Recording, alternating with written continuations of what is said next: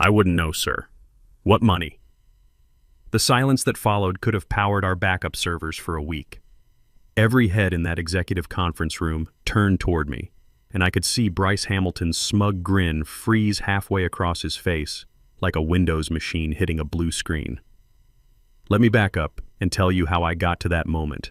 My name's Wayne Foster. I'm 49 years old, and for the past 12 years I've been the guy keeping TechCore Solutions network infrastructure from falling apart. Senior Network Security Engineer. Sounds fancy, but really it means I'm the one they call at 2 a.m. when something's broken and millions of dollars are hanging in the balance. The thing about my job is when everything's working right, nobody notices you exist. But when something goes wrong, suddenly everyone knows your name. I preferred the invisible part, honestly. Less meetings, more actual work, and a steady paycheck that was helping me put my son Jake through his junior year at State. That was before Bryce Hamilton showed up 8 months ago with his MBA from some school I'd never heard of and his buzzwords about digital transformation and legacy system optimization. The guy came in like he was going to revolutionize everything, talking about agile methodologies and cost hygiene like he'd invented the concepts himself. From day one, Bryce made it clear he thought guys like me were dead weight. Legacy staff, he called us in meetings, like we were outdated software that needed patching out of the system. Never mind that I was the one who prevented that $2.3 million data breach 2 years back, or that I'd been passing federal compliance audits while he was probably still figuring out what TCP/IP stood for. What Bryce didn't know, what he never bothered to ask about, was my contract situation. See, back in 2022, we had a massive security incident that almost cost us 3 major government contracts. Another firm tried to poach me right after, offering better pay, better benefits, full remote work. Standard stuff when you've just proven you're the difference between a company staying in business or going under. TechCore panicked. They couldn't afford to lose their senior security engineer right after a breach that had already made the trade papers, so they made me an offer I couldn't refuse. Base salary stayed the same, but they added a structured performance bonus system and enhanced pension matching as a retention incentive. $6,800 monthly performance bonus for maintaining zero-incident security protocols. $1,200 monthly pension matching. All legal, all documented, all signed by CEO Gerald Whitfield himself. The agreement was solid, had to be, since their lawyer probably charged more per hour than most people make in a month. It was supposed to start hitting my account every month like clockwork beginning January 2023, but it never did. At first, I figured it was just typical corporate bureaucracy. New payroll system, transition, delays, you know how it goes. Then we got a new controller in March. Then finance restructured their processes in June. Then Bryce showed up in August and started making noise about optimizing compensation frameworks and right-sizing legacy expenditures. Every month, I'd check my account and see the same thing. Base salary, standard benefits, nothing extra. I kept meaning to follow up with HR, but honestly, I was swamped. We were implementing new federal security requirements, Jake's tuition was due, and I had bigger problems than chasing down paperwork. That was my mistake. In this business, paperwork is everything. Meanwhile, Bryce was having the time of his life playing efficiency expert. The man loved spreadsheets more than most people love their families. Every week he'd have finance pull new reports, analyze different cost centers, find new ways to make the numbers look better on paper. He'd walk around with printouts, highlighting random cells, making notes in the margins, like he was conducting surgery instead of just moving money around. And he was loud about it too, constantly talking in meetings about discovering inefficiencies and eliminating redundant spend. That's when I started noticing fragments of his analysis scattered around conference room tables, spreadsheets with employee codes, salary breakdowns, performance metrics I didn't recognize. One day, walking past conference room B on my way to refill my coffee, I caught a glimpse of something that made me stop cold. There was my employee code, TCS1147, highlighted in yellow, and right next to it in Bryce's handwriting, legacy compensation, $8,000 per month recurring, optimization target. I stared at that paper for about 30 seconds before moving on. $8,000 a month. That was exactly what my performance bonus and pension matching should have been adding up to. But according to my bank account, that money was going nowhere. Or maybe it was going somewhere, just not to me. I started paying closer attention after that. Not obvious attention. I'm not stupid. but the kind of careful observation that 20 years in network security teaches you. And what I saw wasn't pretty. Bryce had been building spreadsheets that showed all kinds of legacy compensation line items for senior staff: performance bonuses, retention incentives, enhanced benefits packages. On paper, TechCore was spending a fortune keeping experienced engineers happy. In reality, most of us hadn't seen a dime of it. That's when Ashley Coleman from finance came up to me in the hallway. Nice kid, fresh out of college, working her way up through the accounting department. She looked nervous. "Hey, Wayne," she said, glancing around like she was worried someone might overhear. "I probably shouldn't be telling you this, but your compensation profile is flagged in the quarterly review. Something about cost center drain for performance bonuses that Bryce says aren't justified by current output metrics." I thanked her and kept walking, but inside I was starting to get angry. Cost center drain? Current output metrics? I was the guy maintaining systems that processed $50 million in transactions every month. If that wasn't justified output, I'd like to know what was. That night, I went home and dug out my original retention agreement from 2022. 3 pages of legal language, signed by me, witnessed by HR, and approved by the CEO. Clear as day: $6,800 monthly performance bonus, $1,200 monthly pension matching, effective January 2023. 18 months of payments, $144,000 in missing compensation. But that was just the beginning. I pulled out my laptop and started doing what I do best: following digital trails. If TechCore's payroll system was supposed to be sending me $8,000 a month but wasn't, then somewhere in their network there had to be a record of where that money was actually going. Now, I want to be clear about something. I wasn't hacking into company systems or doing anything illegal. As senior network security engineer, I had legitimate access to financial transaction logs for audit purposes. It was literally part of my job to track unusual payment patterns and verify system integrity. I just hadn't been looking at my own compensation before. What I found made me sick to my stomach.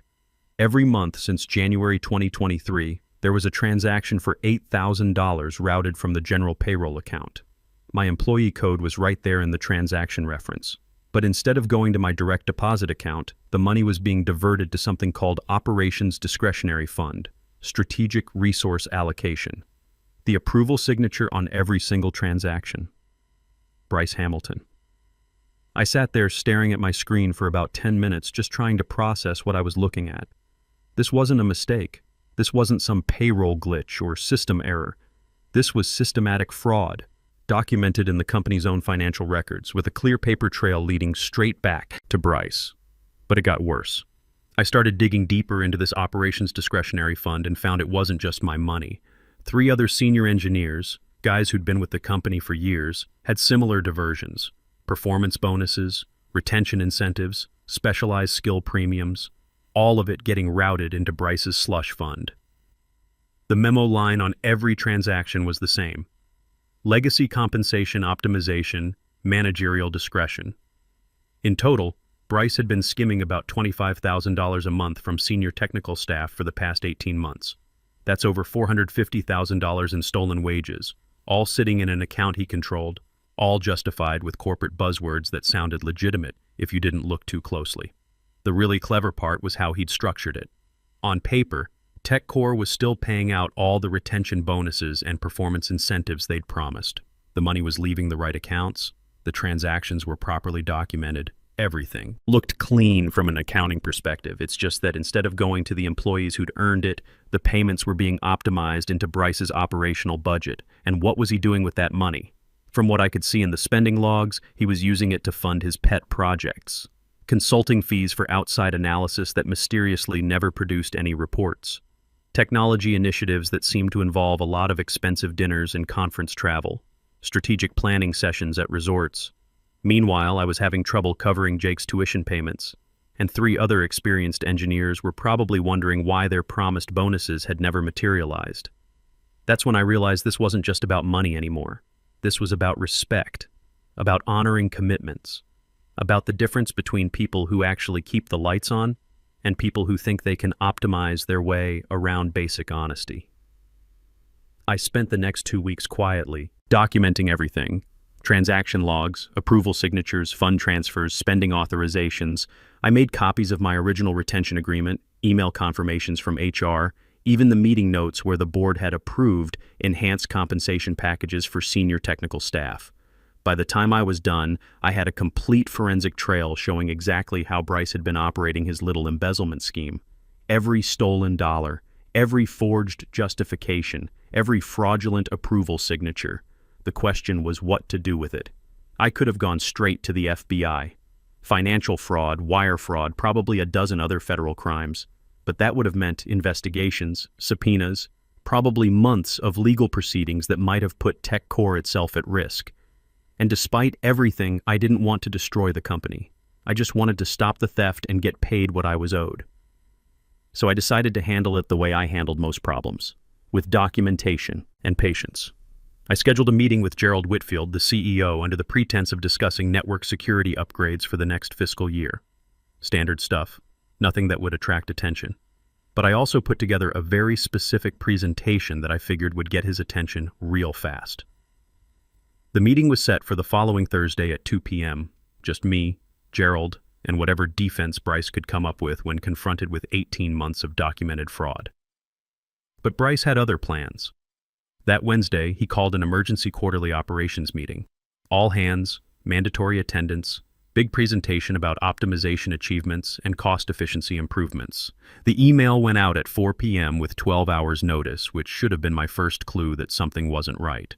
The meeting was scheduled for 10 a.m. Thursday morning in the main conference room, 4 hours before my scheduled meeting with Gerald. Perfect timing if you wanted to make sure the CEO heard your version of events first. I showed up that Thursday morning knowing exactly what Bryce was planning to do.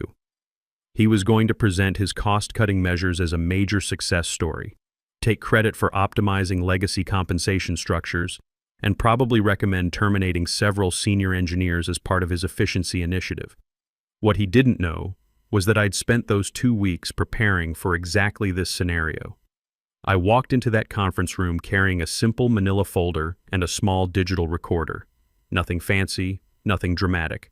Just the kind of documentation that 20 years in network security had taught me to always keep handy.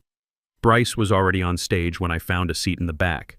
He was in full presentation mode, clicking through slides about cost reductions and operational improvements, talking about how he'd identified significant inefficiencies in legacy compensation structures and implemented strategic resource reallocation to maximize shareholder value. The whole room was nodding along like he was delivering gospel truth instead of basically confessing to systematic theft.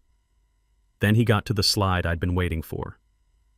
Senior Network Infrastructure, Legacy Compensation Analysis, Bryce announced, clicking to a slide that showed a breakdown of what he called excessive legacy staff compensation packages. There it was, right up on the big screen for everyone to see. My employee code, my job title, and a line item showing $8,000 monthly in redundant performance incentives and pension optimization opportunities. Take Wayne Foster, for example, Bryce said, and I swear he looked directly at me when he said it. Senior network security engineer with legacy compensation structures that frankly don't align with current market realities or operational needs. He clicked to the next slide, which showed a cost-benefit analysis that would have been impressive if it wasn't complete fiction. According to Bryce's numbers, my legacy compensation package was costing the company $96,000 annually above standard market rates for similar positions. I mean, he said with that smug grin of his, isn't $6,800 a month in performance bonuses, plus $1,200 in enhanced pension matching, excessive for basic network maintenance, when we could outsource similar functions for a fraction of the cost? The room was dead quiet. A few people were taking notes.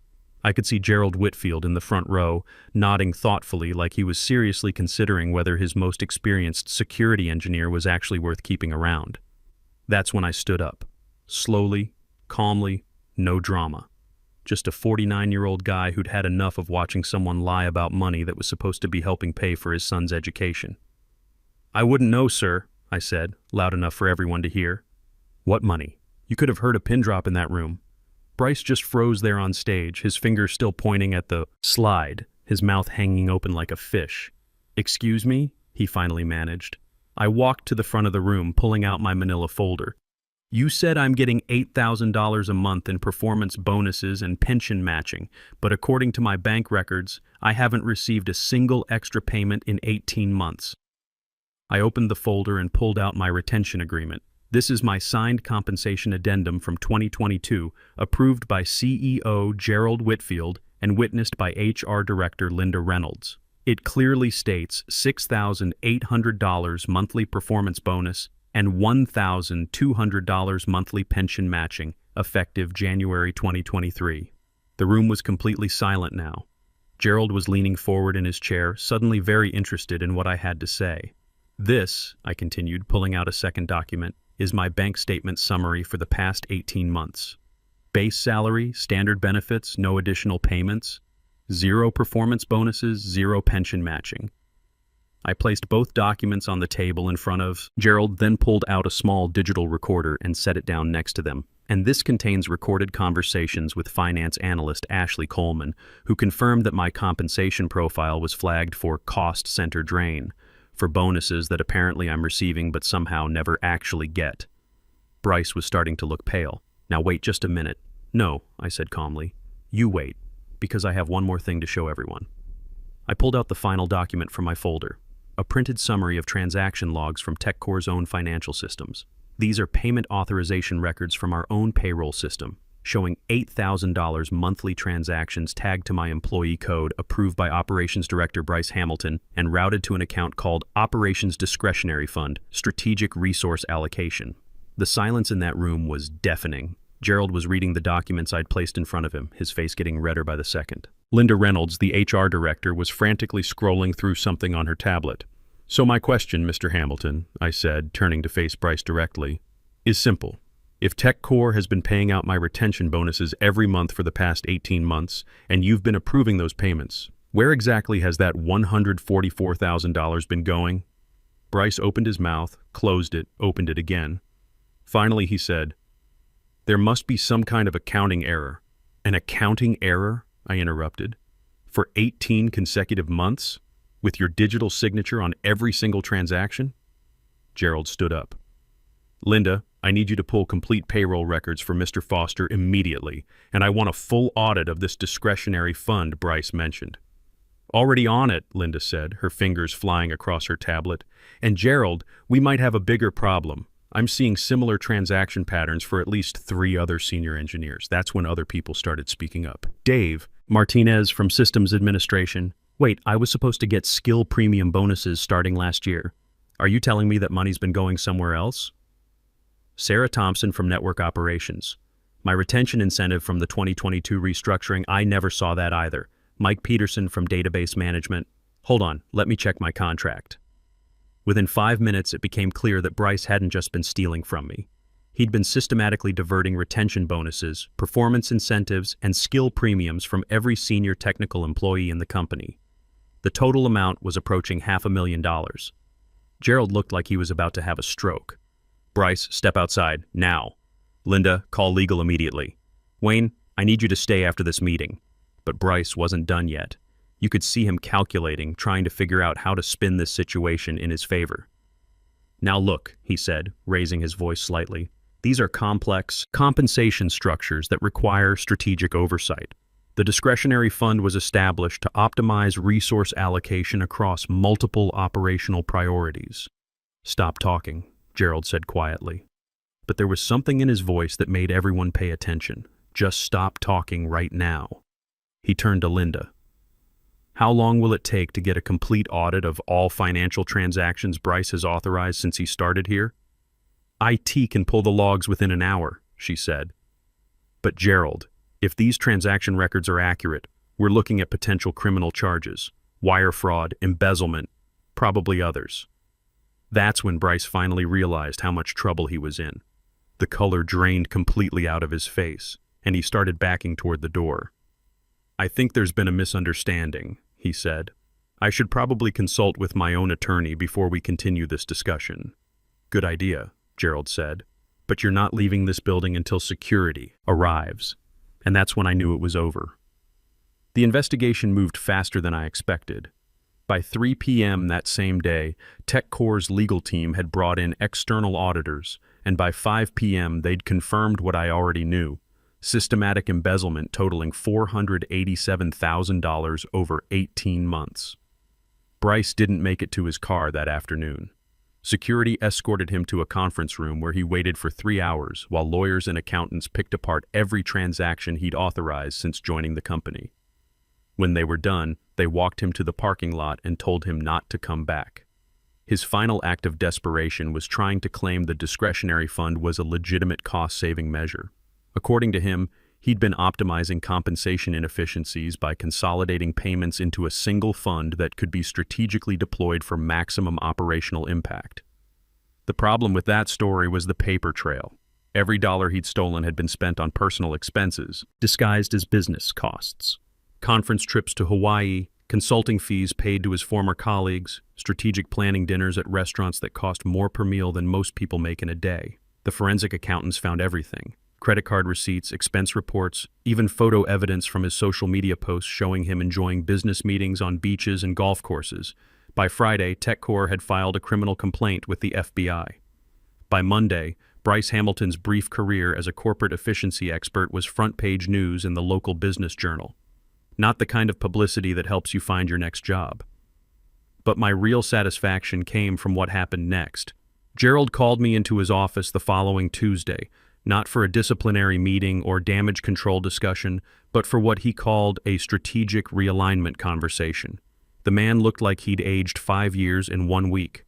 "Wayne," he said, "I owe you an apology. And more than that, I owe you a solution." He handed me a check for $144,000, my full 18 months of missing compensation with no deductions, no legal fees, no bureaucratic delays, just the money I'd earned, paid in full. "That's the back pay," he said. "But we're also implementing immediate changes to prevent this from happening again." Those changes included a new position, Director of Financial Compliance and Risk Management, a fancy title that basically meant I'd be the guy making sure nobody could ever pull another Bryce Hamilton on TechCore's technical staff. The job came with a 40% salary increase, stock options, and direct reporting to the board of directors. Plus, they honored my original retention agreement going forward: $6,800 monthly performance bonus and $1,200 pension matching, with automated payments that couldn't be intercepted or optimized by middle management. But more importantly, they asked me to build a team. Hire experienced engineers who understood both technical systems and financial oversight.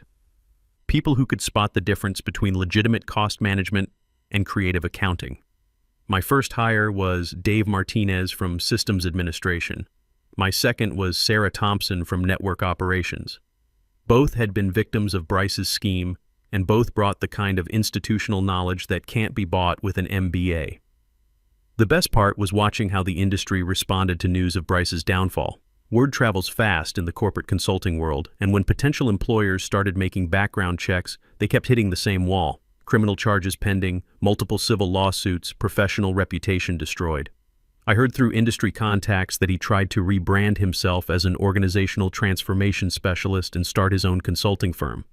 But when your name is associated with $500,000 in documented fraud, it's hard to convince clients you're the guy they want managing their finances. Meanwhile, TechCore's technical staff got a different kind of transformation.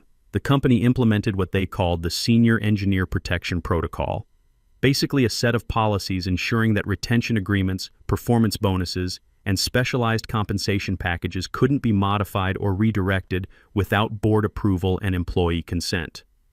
More importantly, they started listening to technical staff input on operational decisions.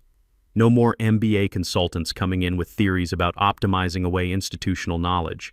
No more treating experienced engineers like legacy overhead that needed to be streamlined out of existence.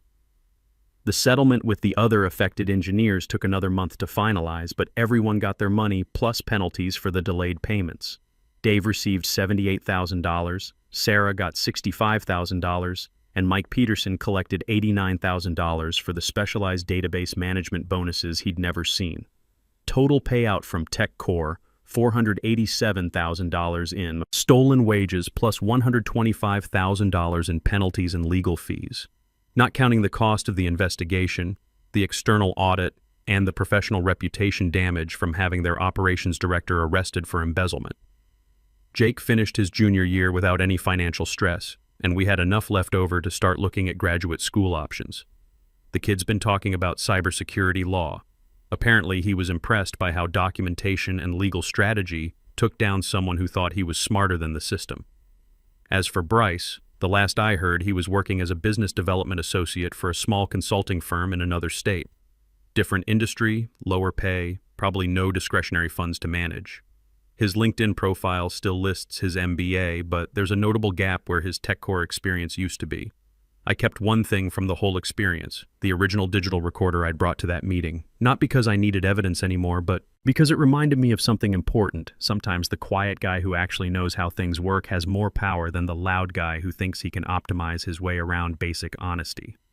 These days, my corner office overlooks the same parking lot where security escorted Bryce to his car that last day. Every morning when I arrive for work, I remember that moment when someone tried to make me invisible and discovered that invisible doesn't mean powerless. It just means you have time to document everything before you decide to speak up. And when you finally do speak up, you better make sure you have the receipts. They say knowledge is power, but I learned something better. Documented knowledge with timestamps is justice. Corporate bullies count on you staying quiet and invisible, but invisible doesn't mean powerless. It just means you have time to gather evidence.